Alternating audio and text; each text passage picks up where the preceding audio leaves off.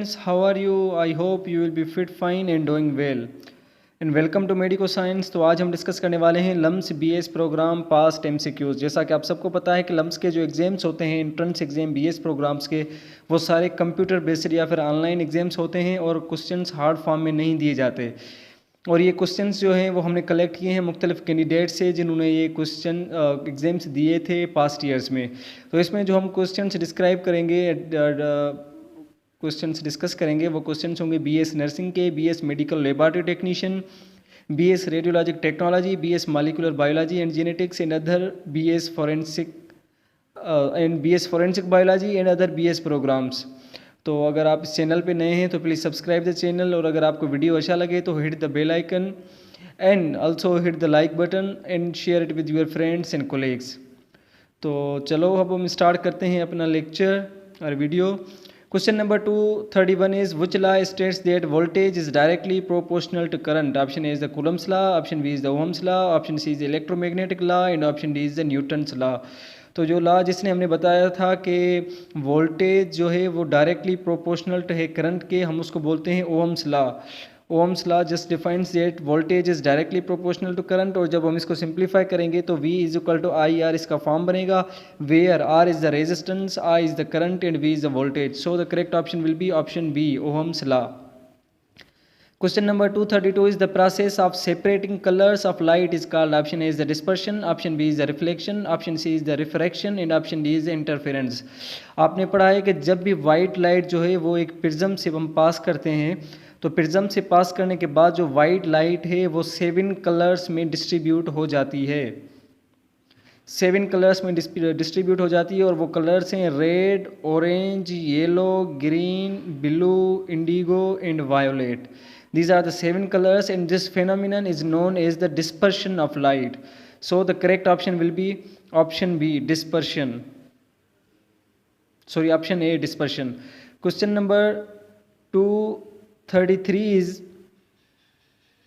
the minimum temperature possible is, option A is 273 degrees centigrade, option B is minus 373 degrees centigrade, option C is the minus 100 degree centigrade and option D is minus 200 degree centigrade. जो minimum temperature possible है वो है minus 273 degree centigrade. This temperature is also known as the zero kelvin, और हम इसको कभी कभी बोलते हैं absolute zero. This is known as the absolute zero temperature. This is the minimum temperature possible ever. So this is the minus 273 degree centigrade. The correct option is option A. Question number 234 is the path of projectile is called, option A is the parabolic, option B is the range, option C is the path and option D is the trajectory। जब भी हम कोई projectile fire करते हैं, suppose यहाँ से हमने एक प्रोजेक्टाइल फायर किया और ये उसका पाथ है, ये पाथ तय करके वो फिर से जो है अर्थ पे आ गया। So this path is known as the trajectory of projectile. This is known as the trajectory of projectile. So the correct option will be option D. The path of projectile is known as trajectory. Question number 235 is a body continues its state of rest or motion unless acted by, this is known as Newton's first law, Newton's second law, Newton's third law और gravitational law। तो आप सबको पता है कि जो Newton का first law है वो डिफाइन करता है कि बॉडी की जो स्टेट है वो तब तक चेंज नहीं होगी जब तक हम उस पर कोई एक्सटर्नल फोर्स अप्लाई ना करें। मीन्स अगर कोई बॉडी रेस्ट में है तो वो रेस्ट में ही रहेगी, अगर कोई मोशन में है तो वो मोशन में ही रहेगी जब तक हम उस पर कोई भी एक्सटर्नल फोर्स अप्लाई ना करें। So this is Newton's first law. The correct option is option A. Question number 236 is a mirror that can form real images. Option A is the concave mirror, option B is the plane mirror, option C is the convex mirror and option D is the cylindrical mirror. So the only mirror that can form real image is known as the concave mirror. Concave mirror can form the real images. Question number 237 is which organelle is responsible for for synthesis of ATP during respiration? Option A is the ribosome, option B is the mitochondria, option C is the vacuole and option D is the nucleus। तो मैंने आप सबको बताया था कि पिछले videos में कि जो माइटोकॉन्ड्रिया है हम उसको बोलते हैं power house of the cell. This is known as power house of the cell, क्योंकि ये जनरेट करता है हमारी एनर्जी। और आप सबको पता है कि सेल की जो एनर्जी होती है वो in the form of ATP होती है, इसलिए हम एटीपी को कहते हैं energy currency of the cell. So this energy is being produced in the organelle known as mitochondria. That's why mitochondria is known as the power house of cell, because mitochondria produces ATP. Question number 238 is enzyme responsible for unzipping of DNA during replication is option A is DNA helicase, option B is the DNA polymerase, option C is DNA ligase and option D is DNA synthase। जब भी DNA की replication होती है तो आप सबको पता है कि नॉर्मली जो हमारा DNA है वो हेलिकल फॉर्म में होता है, हेलिकल स्ट्रक्चर में होता है। तो जब भी हमारे DNA की रेप्लिकेशन होती है तो हेलिकल जो स्ट्रक्चर है इसको खोलना पड़ता है, और जो हेलिकल स्ट्रक्चर को खोलता है हम उसको बोलते हैं एंजाइम को DNA helicase enzyme. The enzyme that unzip the DNA helical structure, this is known as DNA helicase enzyme. So the correct option is option A. Question number 239 is which of the following hormone regulates blood calcium level? Option A is the thyroid hormone, option B is the insulin, option C is the cortisol and option D is the parathyroid hormone। जो हमारा hormone blood calcium level को regulate करता है, this hormone is known as parathyroid hormone. Parathyroid hormone and also hormone that is known as calcitonin. Both hormones just act on the calcium regulation in the blood. Parathyroid and calcitonin. These both hormones regulate the calcium level. Calcitonin. Okay. Question number 240 is the law that states that energy can neither be created nor be destroyed is the. This is one of the most easy question. This is known as law of conservation of energy. So the correct option will be option C, law of conservation of energy. Question number 241 is highest electronegative element among the following is option A is oxygen, option B is the carbon, option C is the chlorine, option D is the fluorine. Electronegative element वो element होते हैं जिनमें electron gain करने की ability सबसे ज़्यादा होती है, और जो सबसे ज़्यादा गेन करने की एबिलिटी होती है वो होती है फ्लोरीन में। The electronegativity of fluorine is 3.98। This is the value of electronegativity of fluorine and this is the highest. Periodic table में सबसे हाईएस्ट जो वैल्यू है वो फ्लोरीन का होता है और वो है 3.98। Question number 242 is the blood vessels that carry oxygenated blood from lungs to the heart are option A is pulmonary vein, option B is the pulmonary artery, option C is inferior vena cava and option D is the aorta। तो हमसे question पूछ रहा है कि वो blood vessels जो blood carry करती हैं from lungs to heart, lungs से जो हार्ट की तरफ ब्लड जाता है वो जाता है पल्मोनरी वीन के through. The correct option is pulmonary vein. और कीप इन माइंड के जो पल्मोनरी वीन है this is the only vein of our body that contains oxygenated blood. जो भी वीन्स हैं हमारी बॉडी की उनमें डीऑक्सीजनेटेड ब्लड होता है, सवाए पल्मोनरी वीन के। इस पल्मोनरी वीन में ऑक्सीजनेटेड ब्लड फ्लो करता है। Question number 243 is the part of nephron responsible for glucose reabsorption is option A is the loop of Henle, option B is proximal convoluted tubule, option C is the distal convoluted tubule and option D is the collecting duct। तो जो part है nephron का जिससे glucose reabsorption होती है this is known as proximal convoluted tubule. This is the proximal convoluted tubule from which the glucose is reabsorbed into the blood again. Question number 244 is half life of radioactive substance depends on option A is the mass of sample, option B is the temperature, option C is the pressure and option D is the nature of substance। तो जो हमारी half life होती है किसी भी element की या किसी भी रेडियो एक्टिव सब्सटेंस की वो डिपेंड करती है उसके नेचर पे। So this depends on the nature of that substance. Question number 245 is the cardiac pacemaker in normal heart is option A is SA node, option B is the AV node, option C is the Purkinje fibers and option D is the VV node। जो cardiac pacemaker होता है हमारी heart में हम उसको बोलते हैं SA node। This is also known as sinoatrial node. This is the normal pacemaker in the human body, sinoatrial node. ये जो है वो इलेक्ट्रिकल वेव्स जनरेट करता है जिसकी वजह से जो हमारी हार्ट है उसके मसल्स की कंट्रैक्शन होती है। This is the pacemaker, sinoatrial node. Question number 246 is a compound with pH is equal to 2 is weak acidic, weak basic, strong acidic, strong basic. अच्छा, मैंने आपको pH स्केल पे बताया था कि जो 1 to 7 pH होती है, this is known as acidic pH। 7 जो है वो न्यूट्रल होती है और 1 से जो 7 तक होती है इसको बोलते हैं एसिडिक pH। और जैसा जैसा हम 7 के करीब आते जाएंगे, जो pH है या एसिडिक कैरेक्टर है वो कम होता जाएगा। जो pH 2 है, this is the strongest acidic pH। So the correct option is option C. Question number 246 is 247 is which of the following has the smallest wavelength? Option A is infrared waves, option B is the X-rays, option C is the microwaves and option D is the radio waves। तो मैंने आपको बताया था कि जो wavelength होती है वो एनर्जी से इन्वर्सली प्रोपोर्शनल होती है। Energy is directly proportional to frequency, where is energy is inversely proportional to wavelength. जिसकी वेवलेंथ जितनी कम होगी उसकी एनर्जी उतनी ज़्यादा होगी और जिसकी फ्रीक्वेंसी जितनी ज़्यादा होगी उसकी एनर्जी इतनी ज़्यादा होगी।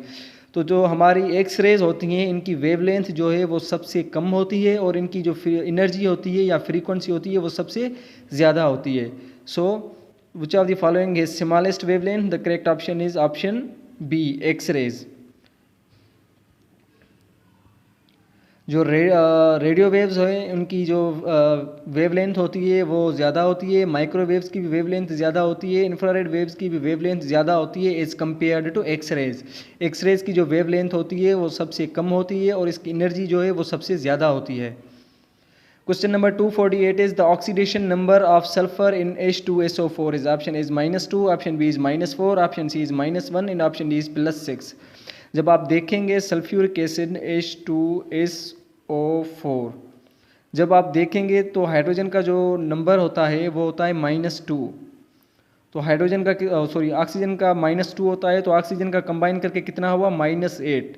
और हाइड्रोजन का होता है नंबर +1, ऑक्सीडेशन नंबर हाइड्रोजन का होता है +1। तो दो हाइड्रोजन का कितना हुआ? +2। यहाँ -8 हैं और +2 है। अभी भी कितनी की ज़रूरत है? अभी हमें ज़रूरत है +6 की, तब जाके ये इक्वल होगा या H2SO4 एक न्यूट्रल कंपाउंड बनेगा। So this is the oxidation number of sulphur. The oxidation number of sulphur is +6। So the correct option will B +6। Question number 249 is a red blood cell placed in hypertonic solution will be option A is the swell, option B is the shrink, option C is the burst and option D is the remain same। आप सबको पता है कि जो hypertonic solution होता है उसमें क्या होता है कि उसमें जो सल्यूट है उसकी कंसंट्रेशन ज़्यादा होती है और वाटर की कंसंट्रेशन कम होती है। तो जब भी आप रेड ब्लड सेल, ये एक रेड ब्लड सेल है, जब भी आप इस रेड ब्लड सेल को, इसमें ये एक हीमोग्लोबिन है, और जब भी आप रेड ब्लड सेल को किसी हाइपरटोनिक सोल्यूशन में रखेंगे, जो वाटर है रेड ब्लड सेल का वो मूव करेगा from red blood cells to the hypertonic solution. Water will move from its higher concentration towards lower concentration. तो जो वाटर है वो मूव करना स्टार्ट हो जाएगा from red blood cells to the hypertonic solution and ultimately the red blood cell will start shrink. Red blood cell क्या हो जाएगा? श्रिंक हो जाएगा। Question number 250 is the neurotransmitter involved in muscle contraction is option A is the acetylcholine, option B is the serotonin, option C is the dopamine and option D is the nitric oxide। जो normally हमारा neurotransmitter होता है muscle contraction में involve होता है वो होता है acetylcholine. This is the acetylcholine that is involved in the muscle contraction. Question number 251 is the function of bile is option A is store vitamin, option B is absorb glucose, option C is digest protein and option D is emulsify fat। जो हमारा bile होता है ये produce होता है liver से और store होता है गाल ब्लेडर में, और इस बाइल में कोई भी इंजाइम नहीं होती। It doesn't contain any kind of enzyme. इसमें सिर्फ और सिर्फ क्या होते हैं? बाइकार्बोनेट्स होते हैं, और बाइकार्बोनेट का रोल क्या होता है? फैट इमल्सिफिकेशन में। और फैट इमल्सिफिकेशन मतलब जो फैट के लार्ज ड्रॉपलेट्स हैं उनको कन्वर्ट करता है स्मॉल ड्रॉपलेट्स में। This is known as emulsification. जो हमारा बाइल होता है वो क्या करता है? फैट की इमल्सिफिकेशन में हेल्प करता है। Question number 252 is an example of exothermic process is option is the melting of ice, option B is the evaporation of water, option C is the combustion of fuel and option D is photosynthesis। जो हमारा exothermic process होता है, exothermic का मतलब होता है वो process जिसमें हीट एनर्जी जो है वो इवॉल्व हो, हीट एनर्जी रिलीज हो रिएक्शन से, तो हम उसको बोलते हैं exothermic. So the best example is option C, combustion of fuel। All the other are endothermic processes except combustion of fuel. This is the exothermic। melting of ice, evaporation of water, and photosynthesis. These all three are the endothermic processes, whereas the combustion of fuel is the exothermic process. In fact जितने भी combustion reactions होते हैं वो सभी reactions क्या होते हैं, exothermic reactions. In orbital having the shape of dumbbell is option A is the S, option B is the P orbital, option C is D orbital and option D is the F orbital. जो dumbbell shaped होता है orbital वो कौन सा होता है, B. The correct option is option B. इसकी जो शेप होती है वो होती है स्फेरिकल, डी की होती है डबल डम्बेल, और जो एफ होती है इसकी शेप क्या होती है, इसकी कॉम्प्लेक्स होती है. Okay, so the dumbbell shaped orbital is P shape, P orbital. Question number 254 is molecular formula of glucose is option A C6H12O6, option B C12H22O11, option C C6H10O6 and option D C5H10O5. जो हमारा glucose है उसका formula होता है C6H12O6. This is the formula for glucose. और ये जो formula है C12H22O11 ये हमारा फार्मूला होता है माल्टोज का. This is the chemical formula of maltose. जब दो ग्लूकोज यूनिट्स आपस में कंबाइन होते हैं तो माल्टोज बनता है. ओके, और जो C5H10O5 है this is not the formula of glucose. Question number 255 is primary component of natural gas is option A is the methane, option B is the ethane, option C is the propane and option D is the butane. जो primary component होता है natural gas का वो होता है methane. जो हम आम मतलब अपने घरों में यूज़ करते हैं वो यूज़ करते हैं मीथेन नेचुरल गैस. लेकिन नेचुरल गैस जो होती है उसमें सबसे ज़्यादा जो प्रेजेंट होती है वो होती है मीथेन. और फार्मूला मीथेन का क्या होता है, CH4. This is the formula, chemical formula of methane. Question number 256 is choose the correct indirect object. He said I am studying. अच्छा, आपको पता है कि जब भी हम इनडायरेक्ट स्पीच में कन्वर्ट करते हैं तो प्रेजेंट कंटिन्यूस टेंस जो है वो कन्वर्ट हो जाता है पास्ट कंटिन्यूस टेंस में. सो इसकी जो इनडायरेक्ट स्पीच बनेगी वो बनेगी he said that he was studying या he told that he was studying. So the correct option will be option C, he told that he was studying. The option C is the correct option. Question number 257 is the antonym of scarce is option A is the few, option B is the rare, option C is the limited and option D is the abundant. अच्छा, जो scarce word होता है इसका मतलब होता है short या limited, short या limited. तो इसका जो एंटोनियम होगा, एंटोनियम का मतलब होता है अपोजिट वर्ड. जो इसका जो एंटोनियम होगा वो होगा abundant. abundant का मतलब होता है बहुत ज़्यादा, in large quantity, बहुत ज़्यादा. So the antonym of scarce is abundant. Question number 258 is identify the correct sentence. She don't likes tea, she doesn't like tea, she don't like tea and she doesn't likes tea. आप सबको पता है कि present simple tense के क्या principles होते हैं. इसके मुताबिक जो करेक्ट ऑप्शन होगा option B, she doesn't like tea. Okay. Question number 259 is choose the correct preposition. He is interested dash dash biology. Option A is at, option B is the in, option C is with and option D is with in. So the correct option here will be in. He is interested in biology. जब आप skill की बात करते हैं या जब आप किसी लैंग्वेज की बात करते हैं तो आप वहाँ पर क्या लगाएंगे, एट लगाएंगे. और जब आप किसी सब्जेक्ट की बात करेंगे तो वहाँ पर आप क्या लगाएंगे, preposition in. So he is interested in biology या he is good in chemistry.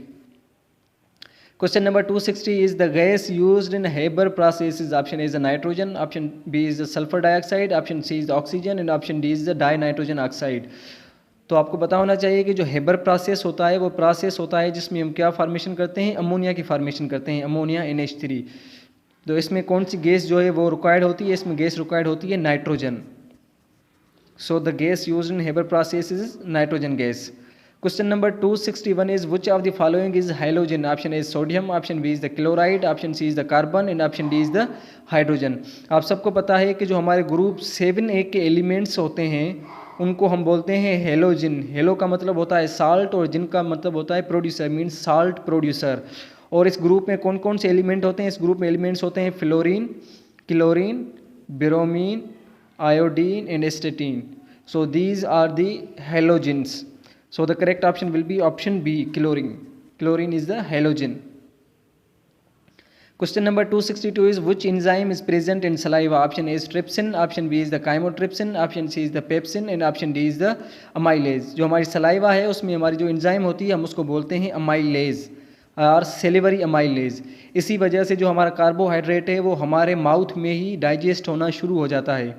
हमारे माउथ में जो है वो कार्बोहाइड्रेट डाइजेशन स्टार्ट हो जाती है बिकॉज ऑफ सिल्वरी अमाइलेज।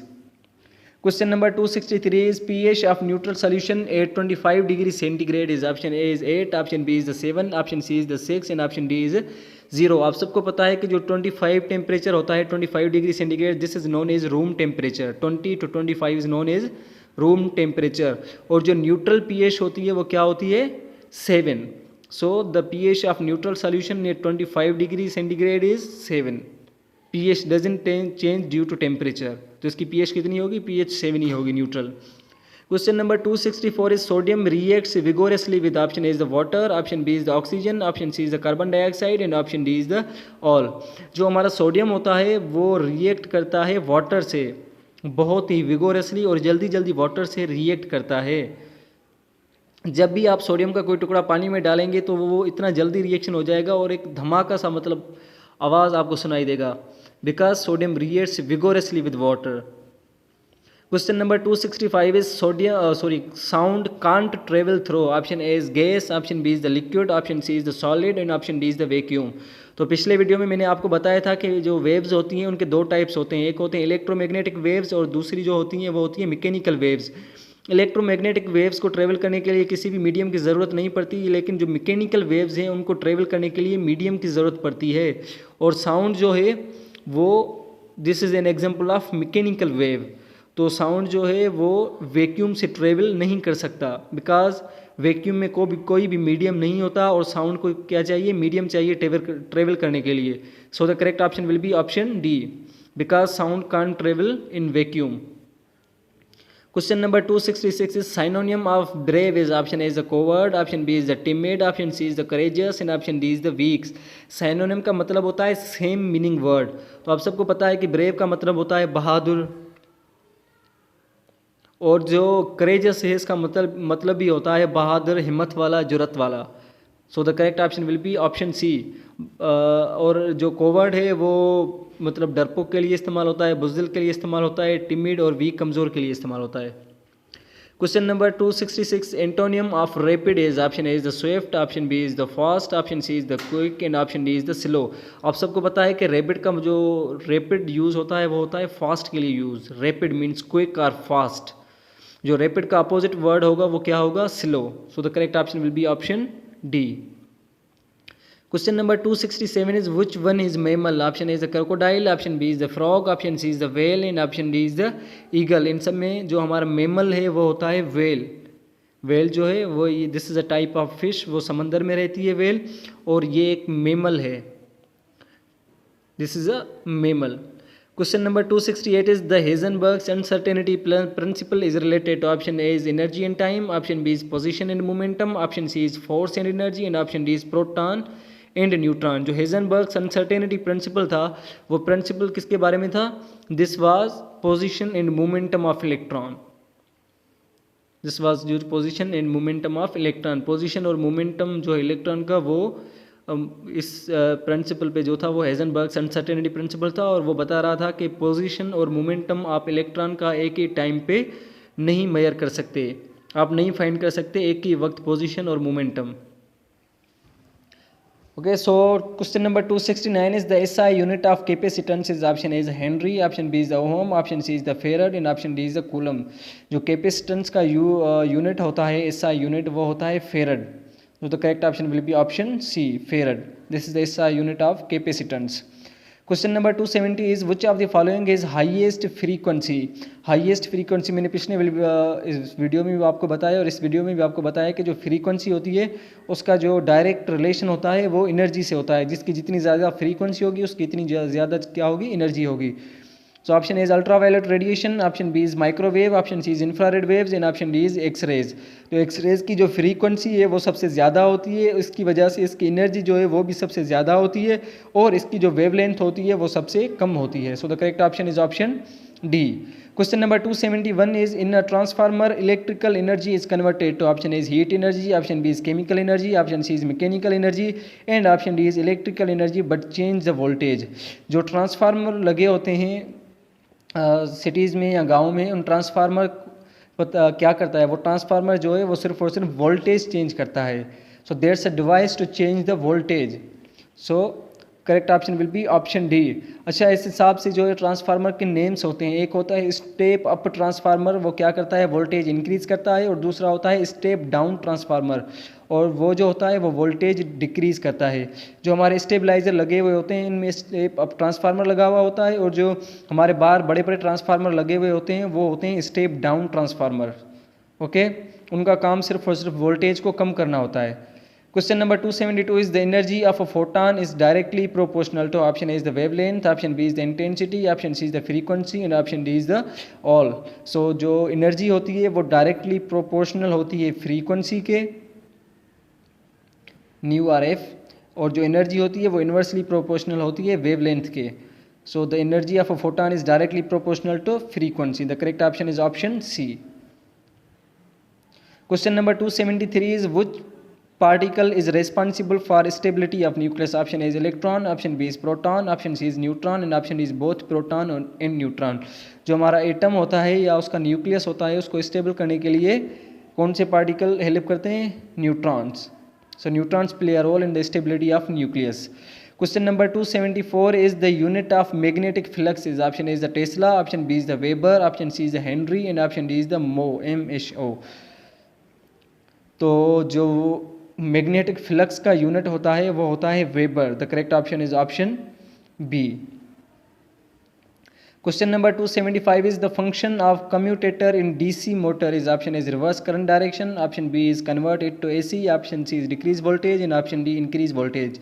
जो कम्यूटेटर होता है हमारे डीसी मोटर्स में, इसका फंक्शन जो होता है वो सिर्फ और सिर्फ करंट के डायरेक्शन को रिवर्स करना होता है. So the function of commutator is to reverse the current direction. Correct option is option A. Question number 276 is rate of change of momentum is called. Option A is the force, option B is the work, option C is the energy and option D is the momentum. तो आपने कभी ना कभी ये सुना होगा rate of change of momentum. So this is the for the force. Force is equal to rate of change of momentum. Momentum is shown by P, delta P divided by delta T. So this is also a formula of force. So rate of change of momentum is known as force. Correct option is option A. Question number 277 is in projectile motion horizontal velocity remains. Option A is the 0, option B is increasing, option C is the decreasing and option D is the constant. आपको पता है कि जब भी हम किसी projectile को velocity देते हैं तो वो वेलोसिटी जो है उसके दो कंपोनेंट्स होते हैं. एक हॉरिजॉन्टल कंपोनेंट होता है और एक वर्टिकल कंपोनेंट होता है. जो वर्टिकल कंपोनेंट होता है वो वाई एक्सिस में होता है और जो हॉरिजॉन्टल कंपोनेंट होता है वो एक्स एक्सिस में होता है. और जो हॉरिजॉन्टल कंपोनेंट होता है जिसको हम बोलते हैं V X, component of velocity in horizontal direction, this is known as V x.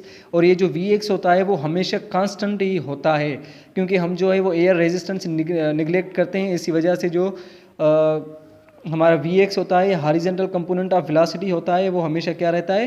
Constant रहता है. और जो vertical component of velocity V Y होता है वो जब प्रोजेक्टाइल ऊपर मूव करता है तो डिक्रीज होता है और जब ऊपर से नीचे मूव करता है तो वर्टिकल कंपोनेंट ऑफ वेलोसिटी हमारा इंक्रीज करता है. लेकिन जो हॉरिजॉन्टल कंपोनेंट होता है वो क्या होता है?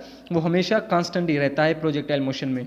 Question number 278 is color of light with longest wavelength is option A is red, option A B is the blue, option C is the green and option D is the violet.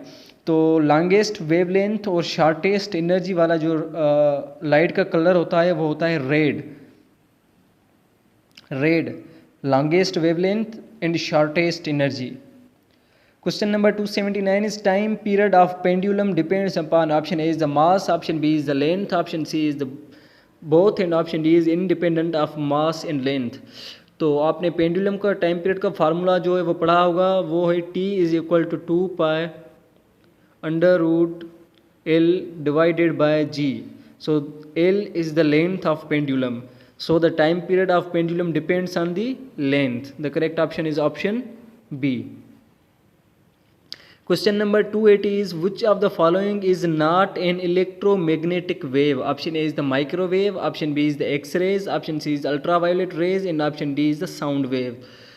तो ये question बार बार आता है और इस question में मैंने पहले भी आपको समझाया था कि जो हमारी इलेक्ट्रोमैग्नेटिक वेव्स होती हैं उनको क्या है मीडियम की नीड नहीं होती ट्रेवल करने के लिए, लेकिन जो मैकेनिकल वेव्स होते हैं उनको मीडियम की ज़रूरत पड़ती है ट्रेवल करने के लिए।